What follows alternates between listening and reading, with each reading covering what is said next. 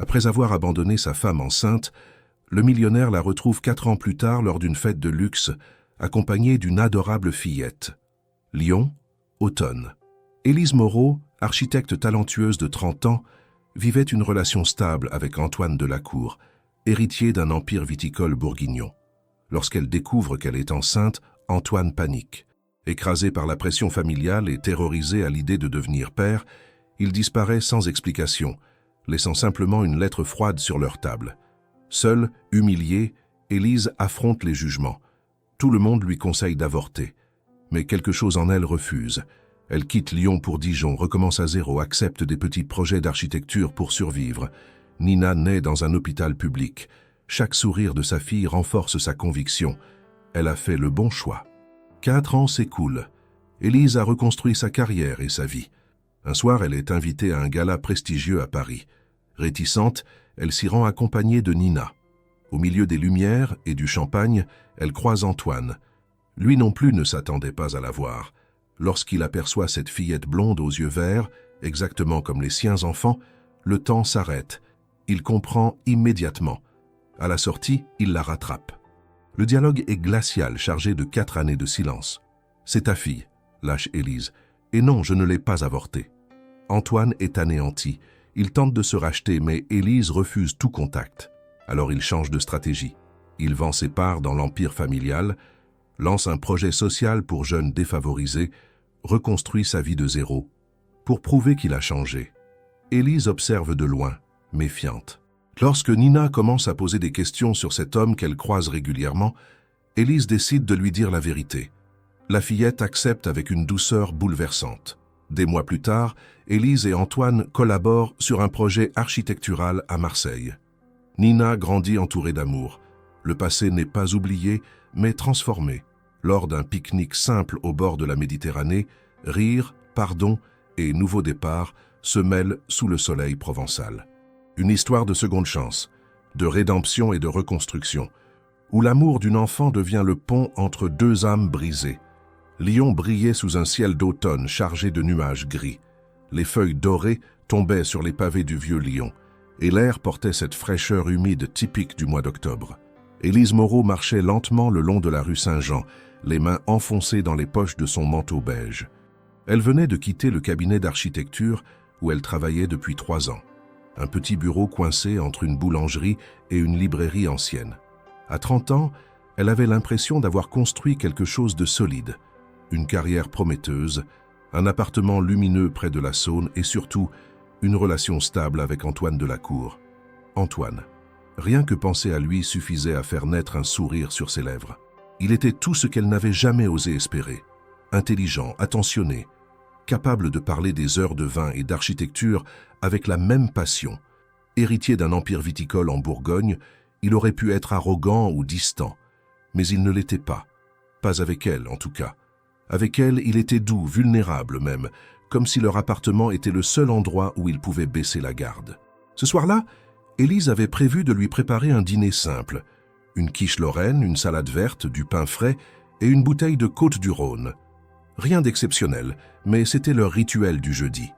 Pourtant, en poussant la porte de l'appartement, elle sentit immédiatement que quelque chose clochait. L'air était trop silencieux. Pas de musique en fond, pas de bruit de douche, pas de voix d'Antoine au téléphone comme d'habitude. « Antoine !» appela-t-elle en déposant son sac sur le canapé. Aucune réponse. Elle avança dans le salon, remarqua que ses chaussures n'étaient pas à leur place habituelle près de l'entrée. Son cœur se serra légèrement, mais elle refusa de céder à l'inquiétude. Peut-être était-il sorti chercher du vin ou voir un client.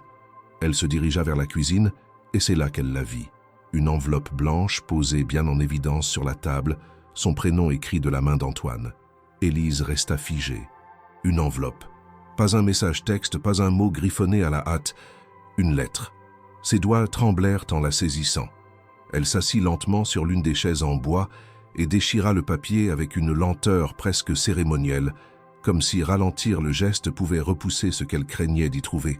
« Élise, je ne sais pas comment écrire ces mots sans me sentir lâche. Peut-être parce que je le suis. Je pars. Je ne peux pas continuer comme ça. Mon père a besoin de moi pour reprendre l'entreprise, et je ne peux plus ignorer cette pression. Tout devient trop lourd, trop compliqué. Je ne suis pas prêt pour ce que tu attends de moi. Je ne suis pas l'homme que tu crois. Pardonne-moi, Antoine. Elle relut la lettre 3 fois, 4, 5, cherchant entre les lignes une explication qui n'existait pas. Les mots restèrent les mêmes, froids, vagues, définitifs. Aucune mention de leur relation, aucune trace d'affection, aucun regret sincère. Juste une fuite. Élise posa la lettre sur la table et resta assise là, immobile, pendant 1 heure entière. Elle ne pleura pas tout de suite. Le choc était trop grand pour ça. C'était comme si son cerveau refusait d'accepter la réalité. Antoine était parti, comme ça, sans un mot en face, sans lui donner la chance de répondre, de comprendre, de se battre. La nuit tomba. Elle finit par pleurer, seule dans cet appartement qu'ils avaient choisi ensemble, entourée des meubles qu'ils avaient achetés ensemble, des livres qu'ils avaient lus ensemble. Tout lui renvoyait son absence. 2 semaines passèrent dans un brouillard épais. Élise continuait d'aller travailler, mais elle était ailleurs. Ses collègues remarquaient ses yeux cernés, son manque de concentration, ses silences inhabituels. Personne n'osait poser de questions. Ils savaient qu'Antoine était parti. Les rumeurs circulaient vite dans leur cercle social lyonnais. Et puis un matin, tout bascula. Élise se réveilla avec une nausée violente. Elle courut aux toilettes et vomit jusqu'à ce que son estomac soit vide. Elle pensa d'abord à une gastro, à un repas mal digéré, mais la nausée revint le lendemain, et le jour d'après. 1 semaine plus tard, assise dans la salle d'attente d'une pharmacie, elle fixait un test de grossesse dans sa main tremblante. Elle le fit dans les toilettes de son bureau, incapable d'attendre d'être rentrée chez elle. 2 minutes interminables, puis 2 lignes roses apparurent, nettes et sans équivoque.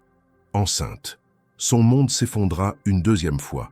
Élise resta 3 jours sans en parler à personne. Elle allait au travail, rentrait chez elle, mangeait à peine, dormait mal.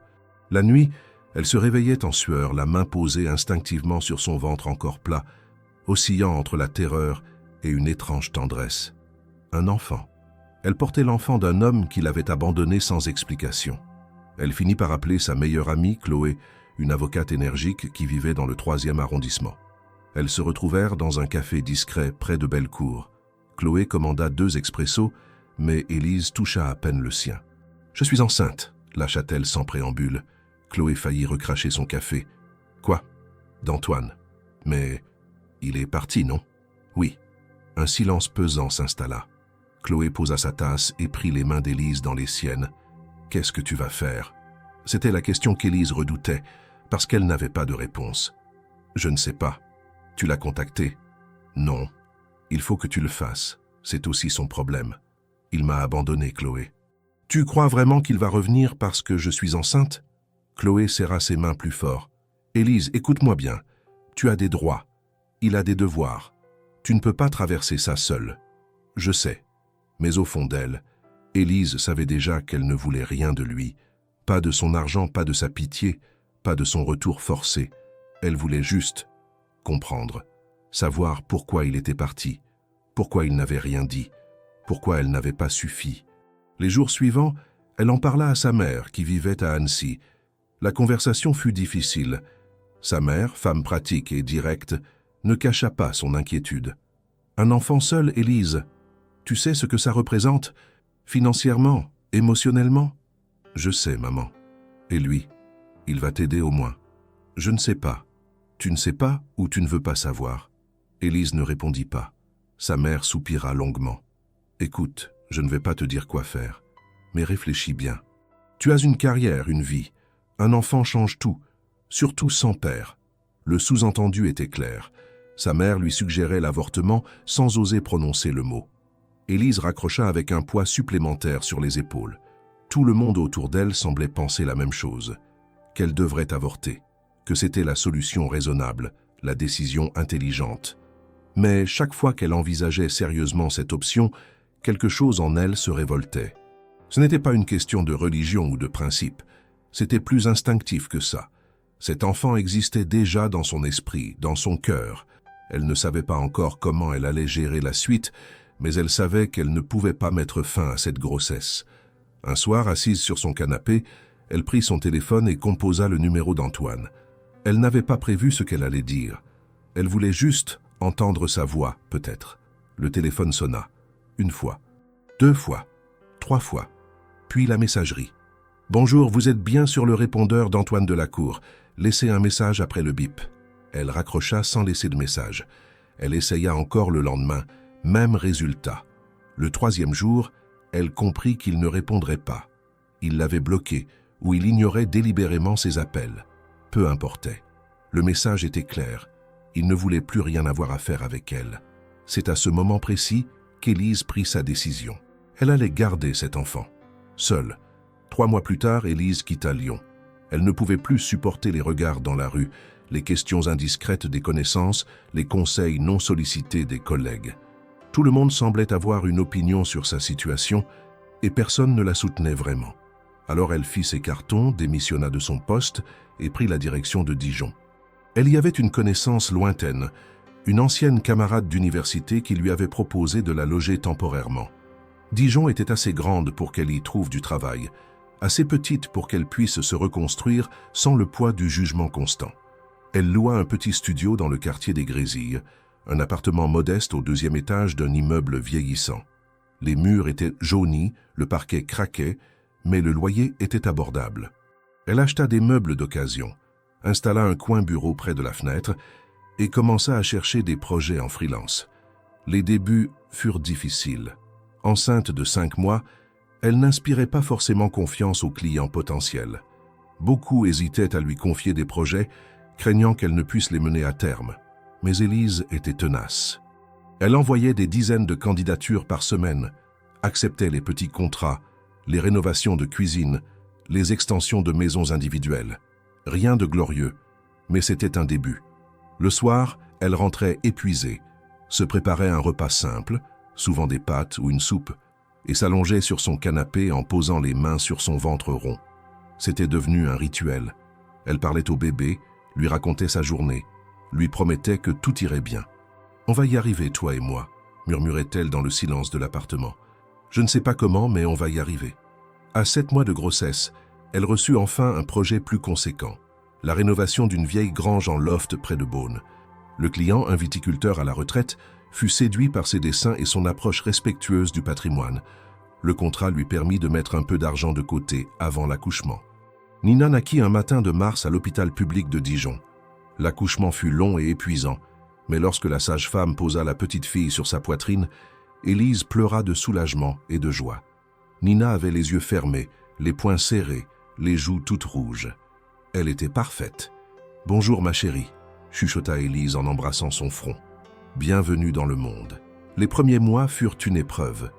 Élise dormait à peine, jonglait entre les biberons, les couches, les pleurs nocturnes et les quelques projets qu'elle parvenait encore à gérer.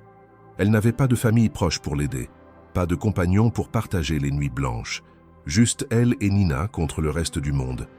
Mais chaque sourire de sa fille, chaque petit progrès, le premier rot, le premier rire, les premiers gazouillis, renforçaient sa conviction qu'elle avait fait le bon choix. Nina était sa raison de tenir, de se battre, de continuer. Petit à petit, les choses s'améliorèrent, les projets se multiplièrent, sa réputation grandit dans la région. À 2 ans, Nina entra en crèche, ce qui permit à Élise de travailler plus régulièrement. Elle se fit quelques amis parmi les autres mères, participa à des ateliers parents-enfants, retrouva une forme de vie sociale. Antoine n'avait jamais cherché à la contacter. Pas un message, pas un appel, pas un signe. Il était devenu un fantôme, une ombre du passé. Élise ne parlait jamais de lui, même lorsque Nina commençait à poser des questions sur son papa. « Papa est parti très loin », répondait-elle simplement. « Mais maman est là, et maman t'aime très fort. » Nina, trop jeune pour insister, se contentait de cette réponse. Nina avait maintenant 4 ans. C'était une petite fille vive, curieuse, avec des boucles blondes qui encadraient son visage et des yeux verts pétillants. Elle adorait dessiner, raconter des histoires inventées et poser 1000 questions sur tout. Élise voyait en elle une force, une lumière qui illuminait chaque journée. Professionnellement, Élise avait réussi à se faire un nom. Ses projets avaient été remarqués, notamment une réhabilitation d'un ancien couvent en espace culturel à Beaune qui lui avait valu plusieurs articles dans des revues spécialisées. Elle était désormais sollicitée pour des projets plus ambitieux et son agenda se remplissait rapidement. Un après-midi d'octobre, alors qu'elle récupérait Nina à l'école, elle reçut un appel inattendu. C'était Marc Lefebvre, un architecte parisien renommé, avec qui elle avait collaboré à distance sur un projet à Auxerre. « Élise, bonjour, j'espère que je ne te dérange pas. »« Pas du tout, Marc. Que puis-je faire pour toi ? En fait, c'est plutôt moi qui ai quelque chose à te proposer. Tu connais le gala de la Fondation Beaumont ?» Élise fronça les sourcils. « De nom, oui, c'est une soirée caritative, non ?»« Exactement. Elle a lieu chaque année à Paris et c'est l'événement de l'année pour les architectes, les designers, les mécènes. J'ai pensé que ce serait une excellente occasion pour toi de te faire connaître à un niveau national. J'ai une invitation et je peux t'en obtenir une. Ça t'intéresse ?» Élise hésita. Paris. Une soirée mondaine. Ce n'était pas vraiment son univers. « Je ne sais pas, Marc. Je ne suis pas très à l'aise dans ce genre d'événement. Je comprends, mais crois-moi, c'est important pour ta carrière. Tu as du talent, Élise. Il est temps que le bon monde le sache. » Elle soupira. « Quand est-ce ? » « Dans 3 semaines. Le 15 novembre. » 3 semaines. Ça lui laissait le temps de réfléchir. « Je te rappelle, Marc. Merci pour la proposition. » Le soir même, après avoir couché Nina, Élise resta longtemps assise dans son salon, fixant l'invitation que Marc lui avait envoyée par mail. Un gala à Paris. Des centaines de personnalités du monde de l'architecture, de l'art, de la finance. Une opportunité en or, professionnellement parlant. Mais Paris, c'était aussi le risque de croiser des gens de son ancienne vie, des gens qui la jugeraient, qui poseraient des questions. Et puis, il y avait Nina. Comment allait-elle gérer une soirée entière à Paris avec une enfant de 4 ans ? Finalement, elle se décida. Elle irait. C'était pour sa carrière, pour leur avenir à toutes les deux. Et elle emmènerait Nina. Tant pis pour les conventions. Les 3 semaines suivantes passèrent dans un tourbillon d'organisation. Élise acheta une robe élégante mais sobre, une robe noire mi-longue avec des bretelles fines, et une tenue adorable pour Nina. Une petite robe blanche à smock avec des ballerines vernies. Elle réserva une chambre d'hôtel à Paris pour la nuit, prévoyant de partir en fin d'après-midi et de rentrer le lendemain. Nina était toute excitée à l'idée d'aller à Paris. « On va voir la tour Eiffel, maman ?»« Peut-être, ma chérie. Mais d'abord, on va à une grande fête. »« Une fête avec des gâteaux ?» Élise sourit. « Oui, sûrement. » Le jour J, elle prirent le train à Dijon. Nina colla son nez contre la vitre pendant tout le trajet, émerveillée par les paysages qui défilaient. Élise, elle, sentait son estomac se nouer à mesure qu'elles approchaient de Paris. Elle n'avait pas remis les pieds dans la capitale depuis 4 ans, depuis Antoine. L'événement se tenait dans un hôtel particulier magnifique, près des Champs-Élysées. Un bâtiment haussmannien aux façades immaculées, avec un perron monumental et des lustres visibles à travers les hautes fenêtres. Des voitures de luxe déposèrent les invités un à un et un tapis rouge avait été déroulé jusqu'à l'entrée. Élise descendit du taxi en tenant fermement la main de Nina. Elle se sentait terriblement mal à l'aise dans sa robe, mais Nina, elle, rayonnait. « C'est beau, maman ?»« Oui, ma chérie. Viens, on entre. » À l'intérieur, l'atmosphère était feutrée et élégante. Des serveurs en livrée circulaient avec des plateaux de champagne et de canapés. Des tableaux contemporains ornaient des murs. Une musique classique jouée par un quatuor à cordes remplissait l'espace. Élise repéra Marc de l'autre côté de la salle et se dirigea vers lui, Nina toujours agrippée à sa main. « Élise, tu es venue ?» Marc l'embrassa chaleureusement et se pencha vers Nina. « Et qui est cette ravissante demoiselle ?»« Ma fille, Nina. »« Enchantée, Nina. Tu es très élégante. » Nina lui fit une petite révérence maladroite qui arracha un sourire aux invités autour d'eux. Marc présenta Élise à plusieurs personnes, des architectes, des galeristes, des investisseurs. Les conversations étaient polies, professionnelles, parfois un peu superficielles. Élise faisait de son mieux pour sourire, pour paraître à l'aise, mais elle ne cessait de surveiller Nina du coin de l'œil. Et puis, au détour d'une discussion avec une designer d'intérieur, elle sentit un regard sur elle. Un regard insistant. Elle se retourna lentement et son cœur s'arrêta. De l'autre côté de la salle, près d'un pilier de marbre, se tenait Antoine Delacour. Il la fixait, immobile, comme s'il avait vu un fantôme. Ses yeux descendirent vers Nina et Élise vit son visage se décomposer. Le temps sembla se figer. 4 ans de silence, de distance, de douleur, concentrés en un seul regard. Antoine ne bougea pas. Élise non plus. Puis Nina tira sur sa manche. « Maman, j'ai soif. » Élise cligna des yeux, brisant le charme. Elle baissa les yeux vers sa fille et lui sourit. « Viens, on va chercher un jus de fruits. » Elle tourna délibérément le dos à Antoine et s'éloigna, la main de Nina fermement serrée dans la sienne. Mais elle savait qu'il l'avait reconnue et qu'il avait vu Nina. La soirée venait à peine de commencer et déjà, tout avait basculé. Élise sentait son cœur battre si fort qu'elle avait l'impression que tout le monde autour d'elle pouvait l'entendre. Elle se dirigea vers le buffet, Nina toujours accrochée à sa main, et demanda un jus d'orange à un serveur. Ses mains tremblaient légèrement lorsqu'elle tendit le verre à sa fille. « Merci, maman », dit Nina en buvant à petites gorgées. Élise se força à respirer calmement. Antoine était là, dans la même pièce. Après 4 ans de silence complet, elle refusait de se retourner, refusait de croiser à nouveau son regard, mais elle sentait sa présence comme une brûlure dans son dos. Elle essaya de se concentrer sur la conversation que Marc avait entamée avec un couple d'investisseurs, mais les mots glissaient sur elle, sans qu'elle parvienne à les saisir. Son esprit était ailleurs, prisonnier d'un passé qu'elle croyait avoir enterré. « Élise, ça va ?» demanda Marc à voix basse, remarquant sa pâleur soudaine. « Oui, excuse-moi, j'ai juste besoin d'un peu d'air. » Elle prit Nina par la main et se dirigea vers les portes-fenêtres qui donnaient sur une terrasse. L'air frais d'octobre la gifla agréablement. Elle inspira profondément, essayant de calmer les battements désordonnés de son cœur. Nina leva les yeux vers elle, inquiète. « Maman, tu vas bien ?» Élise s'agenouilla à sa hauteur et lui caressa la joue avec tendresse. « Oui, ma chérie, maman va très bien, c'est juste qu'il y a beaucoup de monde à l'intérieur. On peut rentrer à l'hôtel ? Bientôt, mon cœur, bientôt. » Elle resta quelques minutes sur la terrasse, le temps de reprendre contenance. Puis elle se redressa, lissa sa robe et retourna à l'intérieur avec Nina. Elle devait tenir. Cette soirée était importante pour sa carrière et elle refusait de laisser Antoine gâcher ça. Mais à peine avait-elle franchi les portes-fenêtres qu'elle le vit s'approcher. Il se frayait un chemin à travers la foule, le regard fixé sur elle. Élise sentit la panique l'envahir. Elle chercha une échappatoire, mais il était trop tard. Il était déjà là, à moins de 2 mètres. Élise. Sa voix. Elle avait oublié à quel point elle était grave, posée. Elle se força à le regarder en face. Il avait changé. Ses traits étaient plus creusés, son regard plus sombre. Il portait un costume sombre, impeccable, les cheveux légèrement plus courts qu'avant. Il était toujours aussi beau, et elle le détesta pour ça. « Antoine », dit-elle d'une voix neutre. Il ouvrit la bouche, la referma, cherchant visiblement ses mots. Ses yeux descendirent vers Nina qui s'était cachée derrière la jambe de sa mère.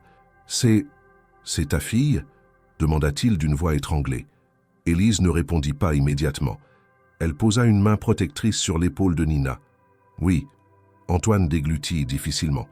Il semblait au bord du malaise. « Quel âge a-t-elle » ? 4 ans. Le silence qui suivit fut assourdissant. Élise vit les rouages tourner dans son esprit, les calculs se faire. 4 ans.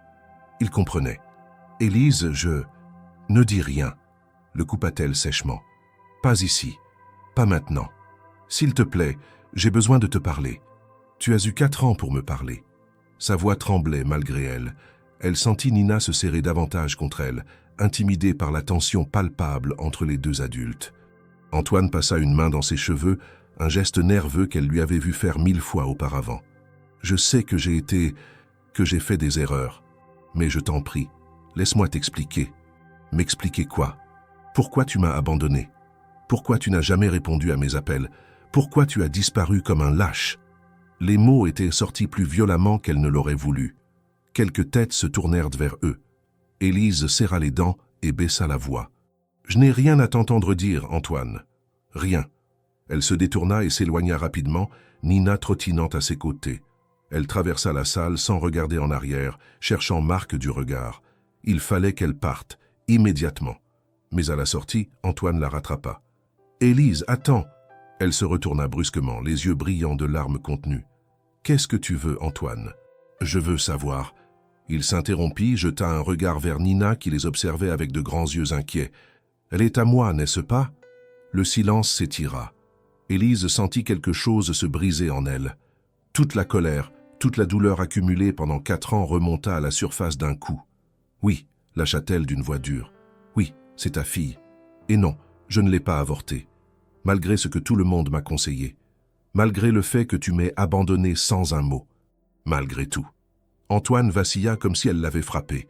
Son visage devint livide. Mon Dieu, Élise, je ne savais pas. Si j'avais su, tu aurais fait quoi? Le défia-t-elle. Tu serais revenu, tu aurais assumé, tu te serais comporté en homme. Il ne répondit pas. Ses yeux étaient rivés sur Nina qui s'était mise à pleurer doucement, effrayée par la tension. Élise prit sa fille dans ses bras et la serra contre elle. « Ne nous approche plus, dit-elle d'une voix glaciale. Tu n'existes pas pour elle. Tu n'as jamais existé. » Et sur ces mots, elle sortit de l'hôtel particulier, héla un taxi et disparut dans la nuit parisienne. Élise rentra à Dijon le lendemain, épuisée émotionnellement. Nina, sentant le trouble de sa mère, était restée inhabituellement silencieuse pendant tout le trajet en train. Une fois à la maison, Élise la coucha pour la sieste et s'effondra sur son canapé, la tête dans les mains. Voir Antoine avait rouvert toutes les blessures qu'elle pensait cicatriser. La colère, la trahison, mais aussi, et c'était le plus troublant, une certaine nostalgie. Pas pour lui, non. Pour ce qu'ils avaient été. Pour l'innocence de cette époque où elle croyait encore à leur avenir commun. Les jours suivants furent difficiles. Elle essayait de se concentrer sur son travail, mais son esprit revenait sans cesse à cette soirée. Au regard d'Antoine lorsqu'il avait vu Nina, à la douleur dans sa voix. Et puis les messages commencèrent. Le premier arriva 3 jours après le gala, un simple SMS. « Élise, je t'en prie, laisse-moi te parler.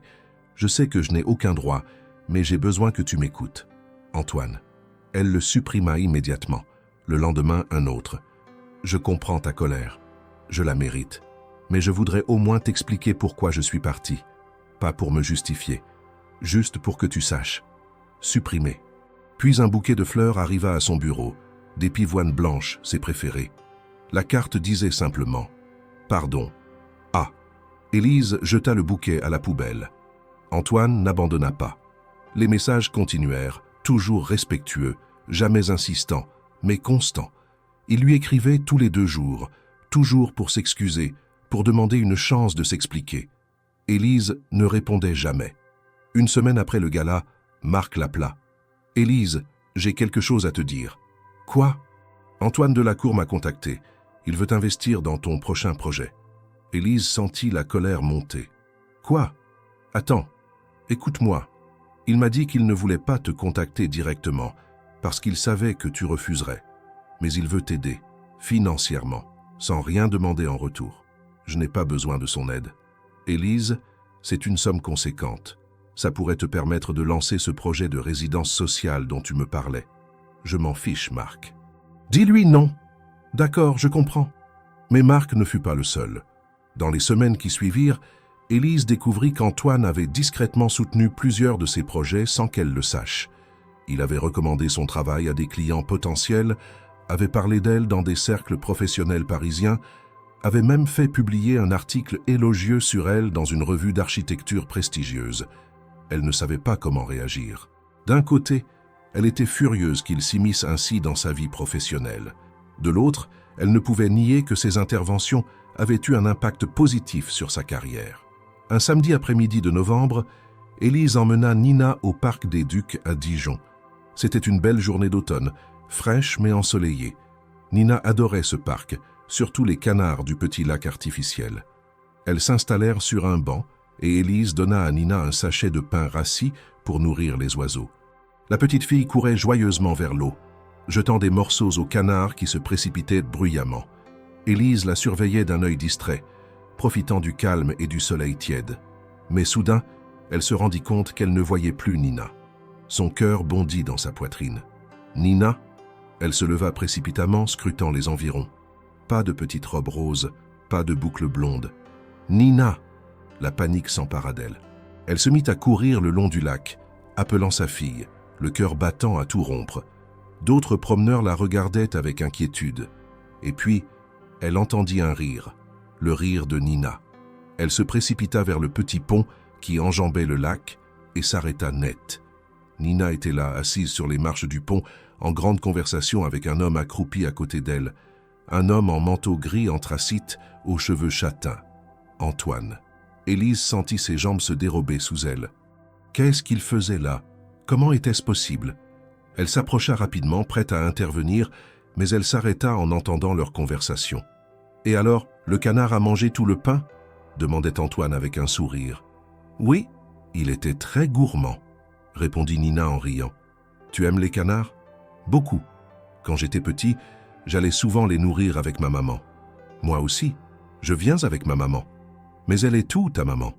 Antoine hésita une fraction de seconde. « Elle est loin, mais je suis sûr qu'elle pense à moi. » Nina hocha la tête gravement. « Mon papa aussi est loin. Maman dit qu'il est parti très loin. » Le visage d'Antoine se crispa imperceptiblement. Il ouvrit la bouche pour répondre, mais Élise intervint. « Nina !» La petite fille se retourna en sursaut. « Maman, regarde, j'ai trouvé un monsieur gentil qui aime les canards aussi. » Élise tendit la main vers sa fille, ignorant délibérément Antoine. « Viens, ma chérie, il est temps de rentrer. » Nina obéit, mais elle se retourna vers Antoine avec un grand sourire. « Au revoir, monsieur. » Antoine lui fit un petit signe de la main, la gorge visiblement serrée. « Au revoir, Nina. » Élise l'entraîna rapidement, mais avant qu'elle ne s'éloigne trop, Antoine l'appela. « Élise, attends, s'il te plaît. » Elle s'arrêta, raide comme une statue, sans se retourner. Nina la regardait avec curiosité. « Maman, tu connais le monsieur ?»« Oui, ma chérie, c'est un vieil ami. » Antoine les rejoignit, gardant une distance respectueuse. « Je ne vous suivais pas, je te le jure. Je suis à Dijon pour affaires et je suis tombé sur elle par hasard. » Élise le regarda enfin, cherchant le mensonge dans ses yeux. Mais il semblait sincère. « Nina, va jouer encore un peu, d'accord ? Reste où je peux te voir. »« D'accord. » Nina repartit en courant vers les canards. Élise se tourna vers Antoine, les bras croisés. « Qu'est-ce que tu fais vraiment ici ?»« Je te l'ai dit, des affaires. Je rachète des parts dans une entreprise viticole près de Beaune. »« Depuis quand tu t'intéresses à Beaune ?» Il soupira. « Depuis que j'ai su que tu vivais dans la région. » Élise sentit une bouffée de colère. « Tu me surveilles ?»« Non, non, je... » Il se passa une main sur le visage. « Je voulais juste être plus près, au cas où tu accepterais de me parler. Je n'ai rien à te dire. Car moi j'ai beaucoup à te dire. Alors écris-le, comme tu l'as fait il y a 4 ans. » Le coup porta. Antoine encaissa sans broncher. « Tu as raison, j'ai été lâche, monstrueusement lâche. » Mais Élise, il hésita, jeta un regard vers Nina qui jouait au loin. « Elle est magnifique. » Élise sentit sa gorge se serrer. « Ne t'approche plus d'elle. Je ne veux pas m'immiscer dans ta vie. Je veux juste la connaître. Tu n'as aucun droit. Je sais. » Le silence s'installa entre eux, lourd de tout ce qui n'avait jamais été dit. Finalement, Antoine sortit une enveloppe de sa poche et la tendit à Élise. « Qu'est-ce que c'est ? » ?»« Des lettres. Des lettres que je t'ai écrites pendant ces 4 années. Je ne les ai jamais envoyées parce que je pensais que tu me détestais trop pour les lire. Mais maintenant, j'aimerais que tu les lises. Pas pour me pardonner, juste pour comprendre. » Élise fixa l'enveloppe sans la prendre. « Tu crois qu'une lettre va tout arranger ? » ?»« Non, mais c'est un début. » Elle finit par prendre l'enveloppe, plus pour qu'il s'en aille que par réelle curiosité. « Je ne te promets rien. Je ne te demande rien. » Il s'apprêtait à partir, puis se retourna une dernière fois. « Elle a tes yeux, mais mon sourire. » Élise ne répondit pas. Elle regarda Antoine s'éloigner dans le parc, l'enveloppe brûlant dans sa main comme une braise. Ce soir-là, après avoir couché Nina, Élise resta longtemps assise dans son salon, l'enveloppe posée sur la table basse devant elle. Elle la fixait comme si elle allait exploser à tout moment. Finalement, vers minuit, elle l'ouvrit. À l'intérieur, il y avait 7 lettres, chacune datée. La première était datée de 3 mois après son départ. « Élise, je ne sais pas si tu liras jamais cette lettre. Je ne sais même pas si j'aurai le courage de te l'envoyer. Mais je dois l'écrire, ne serait-ce que pour ne pas devenir fou. Je suis parti parce que j'avais peur. Peur de ne pas être à la hauteur. Peur de décevoir mon père, de décevoir l'entreprise, de te décevoir toi. Quand tu m'as parlé de projets d'avenir, de mariage, d'enfants peut-être un jour, j'ai paniqué. Je me suis dit que je n'étais pas prêt, que je ne le serais jamais. Mon père me mettait une pression énorme pour que je reprenne l'entreprise. Il voulait que je mette ma vie entre parenthèses, que je consacre tout mon temps à la vie Nicolas. Et moi, faible et lâche, j'ai cédé. J'ai choisi la facilité. J'ai fui. Je regrette chaque jour. Je pense à toi chaque jour. Je me demande si tu vas bien, si tu m'as oublié, si tu me détestes. Probablement. Je suis désolé, Élise. Si désolé. Antoine. Élise sentit les larmes monter. Elle passa à la deuxième lettre, datée d'1 an après son départ. « Élise, j'ai appris par des amis communs que tu avais quitté Lyon. Je ne sais pas où tu es partie. Je n'ose pas te chercher. Je n'en ai pas le droit. L'entreprise fonctionne bien. Mon père est satisfait. Mais moi, je suis vide. Chaque soir, je rentre dans mon appartement et je pense à toi, à ce que nous aurions pu être, à ce que j'ai détruit. J'espère que tu as trouvé le bonheur. Tu le mérites tellement. Antoine. » Élise essuya ses larmes et continua. Lettre après lettre, elle découvrait un Antoine qu'elle ne connaissait pas. Un homme rongé par le remords, perdu, incapable de se pardonner. Certaines lettres étaient courtes, d'autres longues, presque désespérées. La dernière lettre était datée de 2 semaines avant le gala. Élise, 4 ans. 4 ans que je vis avec ce poids sur la conscience. 4 ans que je me réveille en pensant à toi. 4 ans que je me demande si j'aurai un jour le courage de te retrouver et de te demander pardon. J'ai vendu une partie de mes parts dans l'entreprise familiale. J'ai pris de la distance avec mon père. J'ai commencé à vivre pour moi et non pour lui. Mais tout ça me semble vain sans toi. Je ne sais pas si tu liras un jour ces lettres. Je ne sais pas si tu accepteras un jour de me pardonner. Mais je voulais que tu saches que tu as été la meilleure chose qui me soit arrivée. Et que la pire chose que j'ai jamais faite, c'est de t'avoir perdu. Antoine. Élise reposa la dernière lettre en tremblant. Elle pleura longuement, vidant des années de douleur, de colère, de questions sans réponse. Elle ne savait pas si elle pouvait lui pardonner. Mais pour la première fois depuis 4 ans, elle comprenait. 2 semaines passèrent avant qu'Élise ne recontacte Antoine. Elle lui envoya un message simple « On peut se voir, seul ». Ils se donnèrent rendez-vous dans un café discret près de la gare de Dijon, un endroit neutre où personne ne les connaissait. Antoine arriva le premier, visiblement nerveux. Lorsqu'Élise entra, il se leva immédiatement. « Merci d'être venu. » Elle s'assit sans répondre, commandant un thé. Le silence s'étira pesant. Finalement, elle parla. « J'ai lu tes lettres, et je ne sais pas quoi en penser. » Antoine hocha la tête, comme s'il s'y attendait. « Je ne te demande pas de me pardonner. Je sais que je ne le mérite pas. Alors qu'est-ce que tu veux ?» Il prit une profonde inspiration. « Je veux faire partie de sa vie, de la vie de Nina.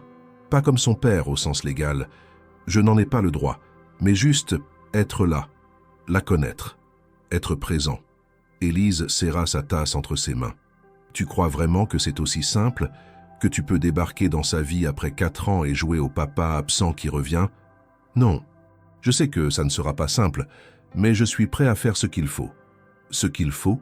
répéta Élise avec un rire amer. « Tu as une idée de ce que j'ai traversé, Antoine?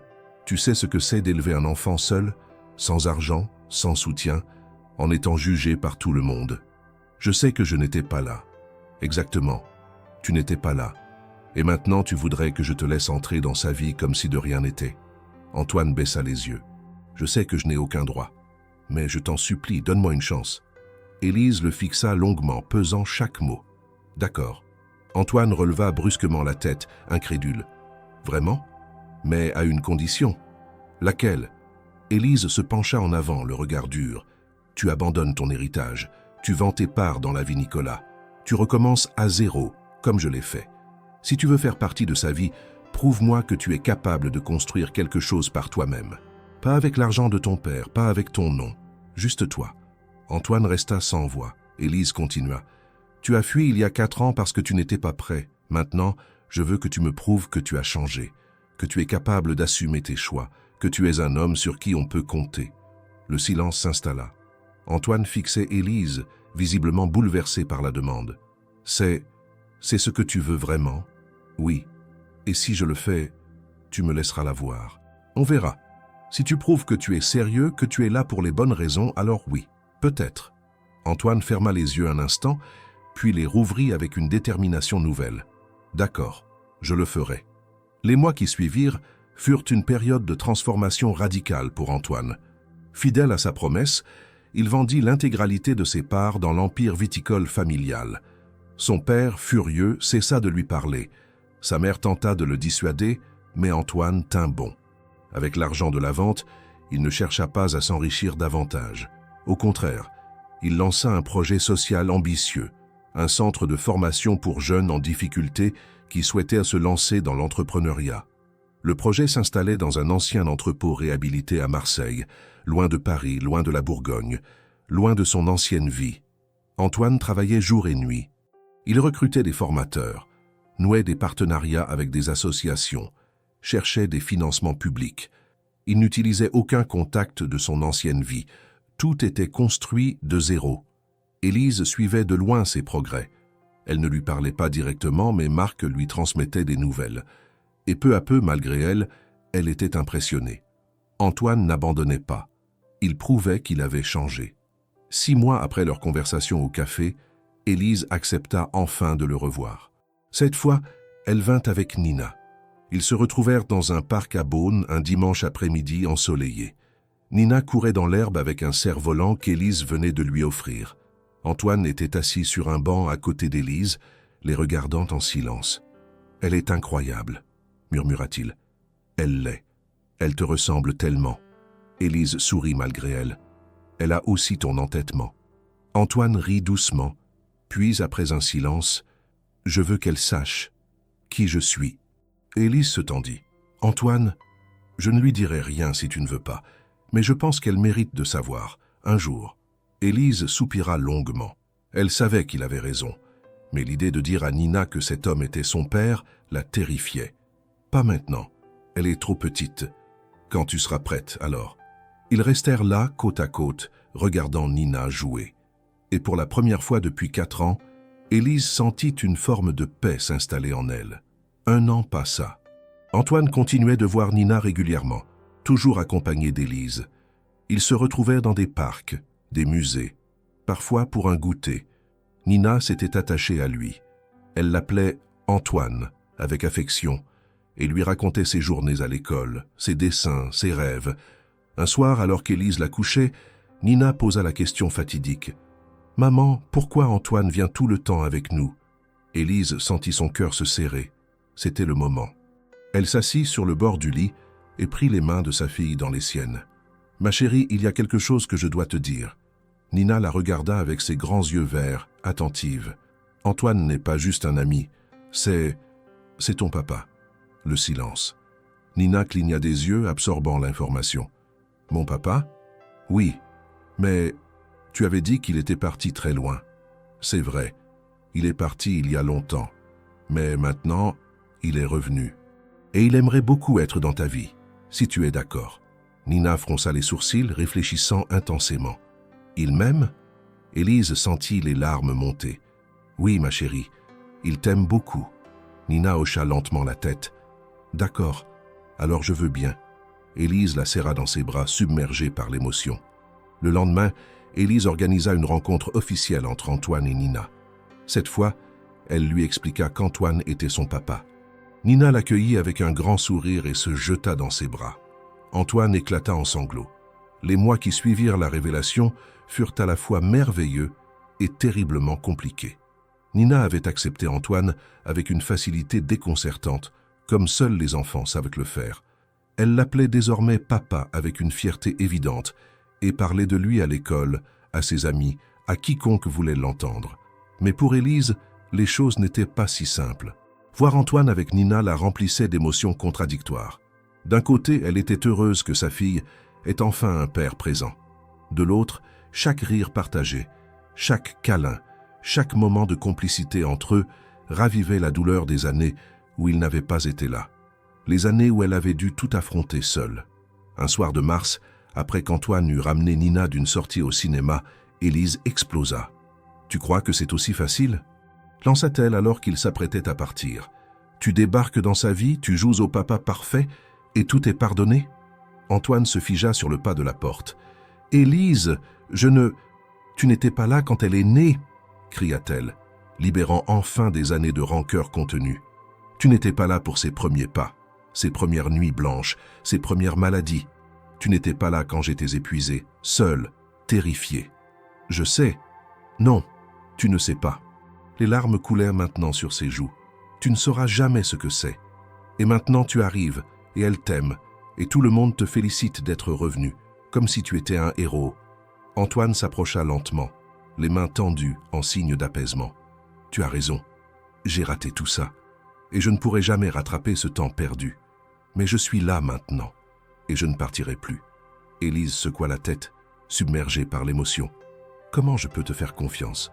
Comment je peux être sûr que tu ne vas pas repartir dès que ça devient difficile? Tu ne peux pas. Sa voix était calme, sincère. Tout ce que je peux faire, c'est te le prouver chaque jour, encore et encore, jusqu'à ce que tu me croies. Élise s'effondra sur le canapé, épuisée.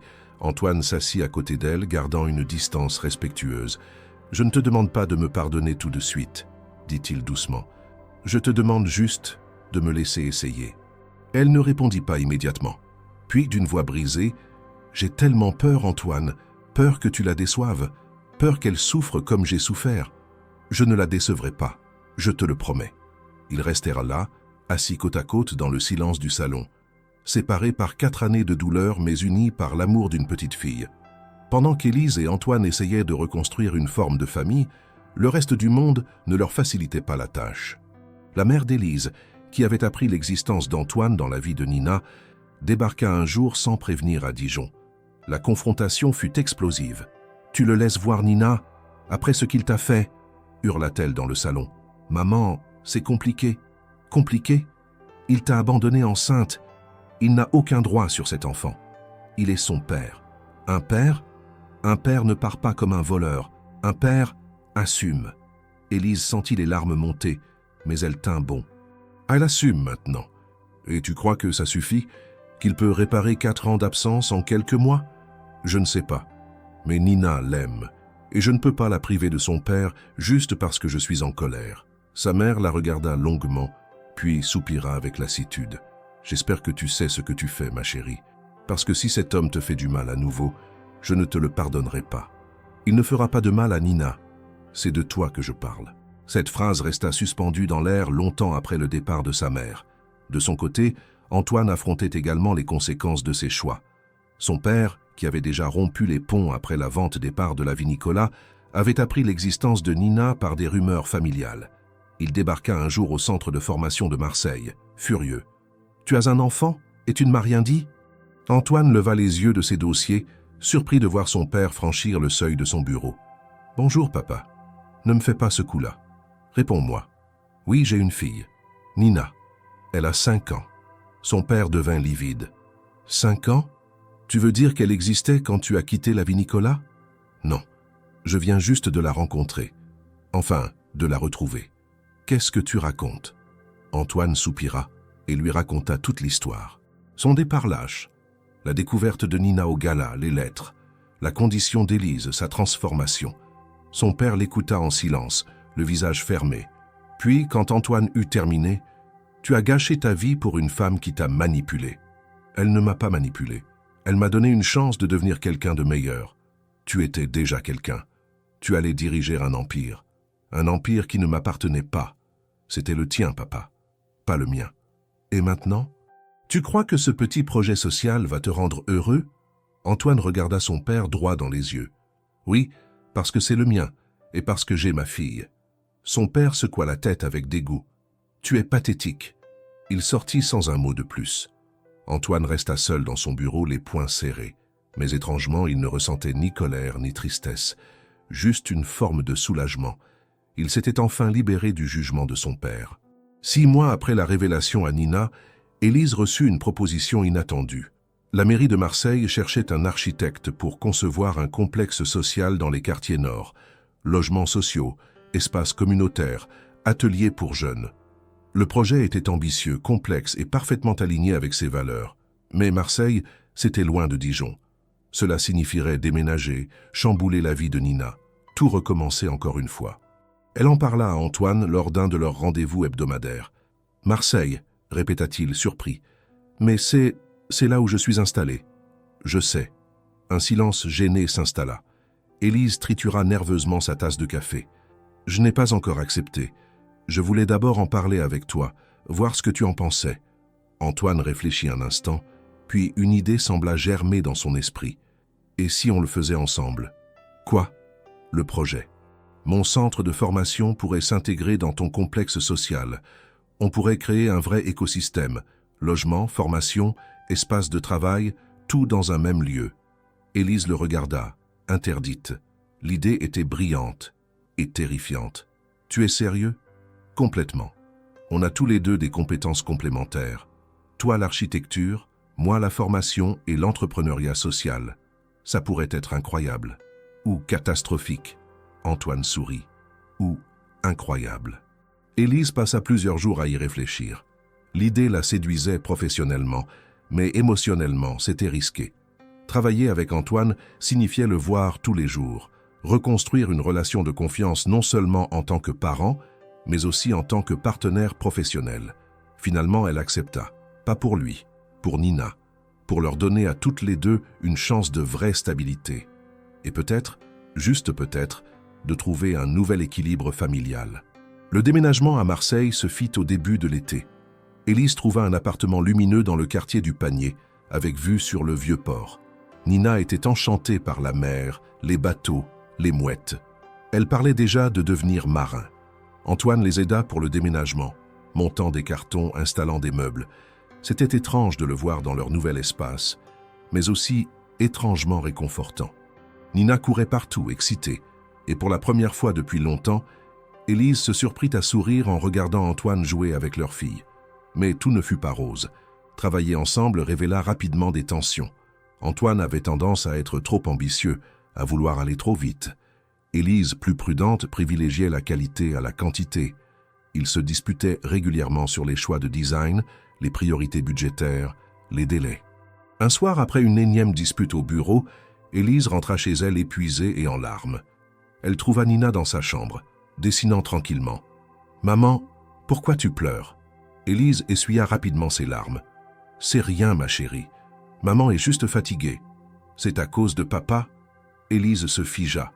Nina la regardait avec ses grands yeux perçants. « Vous vous disputez beaucoup. On ne se dispute pas. On discute. Ça ressemble à des disputes. » Élise s'assit à côté de sa fille et l'entoura de ses bras. « Tu sais, parfois les adultes ne sont pas d'accord, mais ça ne veut pas dire qu'on ne s'aime pas. Toi et papa, vous vous aimez ?» La question la prit au dépourvu. Elle ne savait pas quoi répondre. Aimait-elle encore Antoine, après tout ce qui s'était passé? Après toute cette douleur? « Maman aime papa d'une façon différente, finit-elle par dire. On t'aime, toi, très fort, et c'est le plus important. » Nina sembla satisfaite de cette réponse et retourna à son dessin. Mais Élise resta là, troublée. La vérité, c'est qu'elle ne savait plus ce qu'elle ressentait pour Antoine. Il y avait encore de la colère, oui, mais aussi de la tendresse, de l'admiration pour le chemin qu'il avait parcouru, et peut-être, enfoui tout au fond, quelque chose qui ressemblait à de l'amour. Mais était-ce suffisant? 2 mois après le début du projet commun, tout faillit s'effondrer. Un des investisseurs principaux se retira au dernier moment, mettant en péril tout le financement. Antoine et Élise passèrent une nuit blanche au bureau, cherchant des solutions, contactant d'autres partenaires, refaisant les budgets. Vers 3 heures du matin, épuisés, ils s'effondrèrent sur le canapé du bureau. « On ne va pas y arriver », murmura Élise, la tête dans les mains. « Si, on va y arriver. Comment tu peux être si sûr? Parce que je refuse d'abandonner. Encore. » Le mot résonna dans le silence. Élise leva les yeux vers lui. « Tu penses encore à ça? Tous les jours. » Antoine, « Non, laisse-moi finir. » Il se tourna vers elle, le regard intense. « J'ai gâché la meilleure chose qui me soit arrivée en partant. Je me suis enfui parce que j'avais peur. Peur de l'engagement, peur de décevoir, peur de ne pas être à la hauteur. Mais maintenant, j'ai Nina. Et j'ai toi, d'une certaine façon. Et je refuse de tout gâcher à nouveau. » Élise sentit sa gorge se serrer. « Tu ne m'as pas de cette façon. Je sais, et je ne te demande rien. Je veux juste que tu saches que tu comptes encore pour moi, beaucoup. » Les larmes montèrent aux yeux d'Élise. Toutes ces années de colère, de ressentiment, de douleur refoulée remontèrent à la surface d'un coup. « Tu m'as brisé le cœur, Antoine, » chuchota-t-elle. « Tu m'as abandonné au moment où j'avais le plus besoin de toi. Je sais. Je ne sais pas si je pourrai un jour te pardonner complètement. Je sais. » Ils restèrent là dans la pénombre du bureau, séparés par quelques centimètres qui semblaient être des kilomètres. Puis, doucement, Antoine tendit la main et prit celle d'Élise. Elle ne la retira pas. Le projet finit par aboutir. Après des mois de travail acharné, de nuits blanches, de compromis et de batailles administratives, le complexe social vit enfin le jour. L'inauguration eut lieu un samedi de juin ensoleillé, en présence du maire, d'élus, d'habitants du quartier et de Nina qui avait insisté pour venir. La petite fille, maintenant âgée de 6 ans, parcourait fièrement les lieux en expliquant à qui voulait l'entendre que maman avait dessiné les maisons et que papa aidait les gens à trouver du travail. Élise et Antoine se tenaient côte à côte, regardant les familles découvrir leur nouveau logement. Les jeunes exploraient les ateliers de formation. C'était leur œuvre, ensemble. « On a réussi », murmura Antoine. « Oui, on a réussi. » Il se tourna vers elle. « Merci, pour m'avoir donné cette chance. » Élise le regarda. Vraiment le regarda. Cet homme n'était plus celui qui l'avait abandonné 4 ans plus tôt. Il avait changé, grandi, mûri. Il était devenu l'homme qu'il aurait toujours dû être. « Merci à toi », répondit-elle simplement. Nina courut vers eux, hors d'haleine. « Maman, papa, venez voir, il y a un jardin sur le toit. » Elle leur prit la main à chacun et les entraîna vers l'escalier.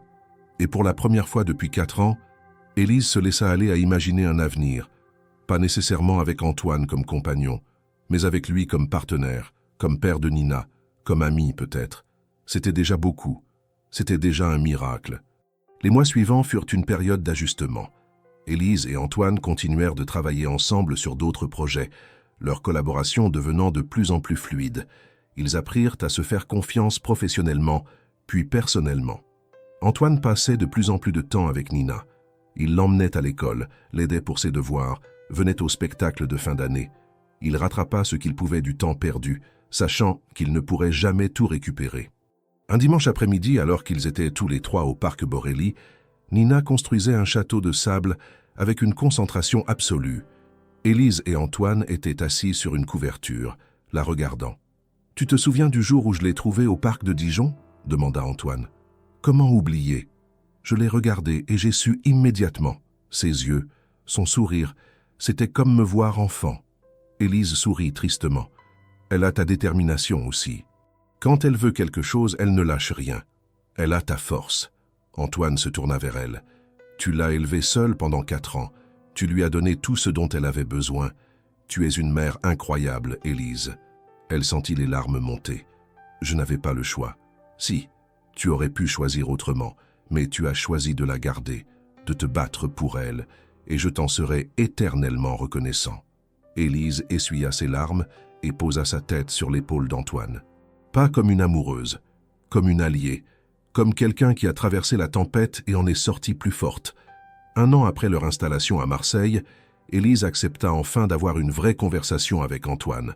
Pas sur Nina, pas sur le travail, sur eux. Ils se retrouvèrent dans un petit restaurant du Vieux-Port, un soir de semaine.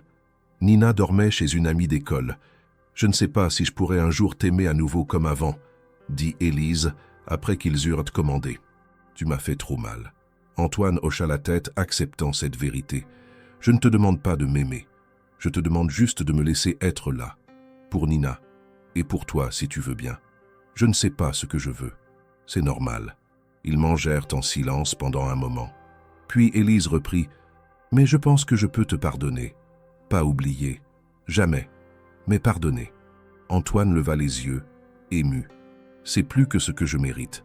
Probablement. » Ils échangèrent un sourire triste. Puis Élise tendit sa main par-dessus la table.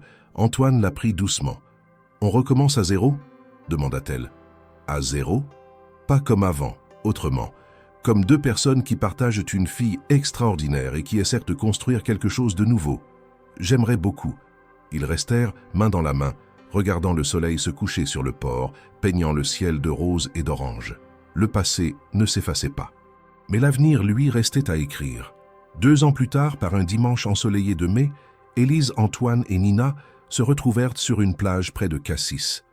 Ils avaient apporté un pique-nique simple. Pain frais, fromage, tomates, olives et une tarte aux fraises que Nina avait aidé à préparer. Nina, maintenant âgée de 8 ans, courait le long de l'eau, riant aux éclats chaque fois qu'une vague venait lui chatouiller les pieds. Élise et Antoine étaient assis sur une couverture, la regardant avec tendresse. « Elle est heureuse, » dit Antoine. « Oui. Et toi ?» Élise réfléchit un instant. « Oui, je crois que oui. » Ils avaient parcouru un long chemin. Élise avait appris à faire confiance à nouveau, même si ce n'était pas toujours facile. Antoine avait prouvé, jour après jour, qu'il était là pour rester. Leur relation restait complexe, faite de cicatrices et de tendresse, de passés douloureux et de présents apaisés. Ils n'étaient pas un couple traditionnel. Ils ne vivaient pas ensemble. Ils ne s'embrassaient pas passionnément. Mais ils étaient une famille reconstruite, réinventée, mais une famille quand même. Nina revint en courant, essoufflée et les joues roses. « Maman, papa, il y a des petits crabes, venez voir !» Ils se levèrent tous les deux, se laissant entraîner par leur fille vers les rochers. Nina les tenait par la main, les tirant avec impatience. Élise regarda Antoine de l'autre côté de Nina. Il lui sourit. Elle lui sourit en retour. Le passé ne s'effaçait jamais complètement. Les erreurs restèrent gravées, les blessures laissaient des marques. Mais on pouvait choisir de construire quelque chose de nouveau avec les débris de ce qui avait été brisé. On pouvait choisir le pardon sans l'oubli. On pouvait choisir l'avenir malgré le passé. Et c'était exactement ce qu'ils avaient fait. Nina lâcha leurs mains pour s'agenouiller près d'un rocher, observant avec fascination un petit crabe qui se cachait dans une crevasse. Le soleil brillait sur la Méditerranée. Les vagues chantaient leur mélodie éternelle, et le vent portait l'odeur du sel et des pins. Élise ferma les yeux un instant, respirant profondément. Elle avait survécu. Elle avait reconstruit sa vie. Elle avait élevé une fille merveilleuse. Et maintenant, pour la première fois depuis longtemps, elle pouvait envisager l'avenir sans peur. Pas parfait, mais réel. Pas facile, mais possible. Et c'était suffisant.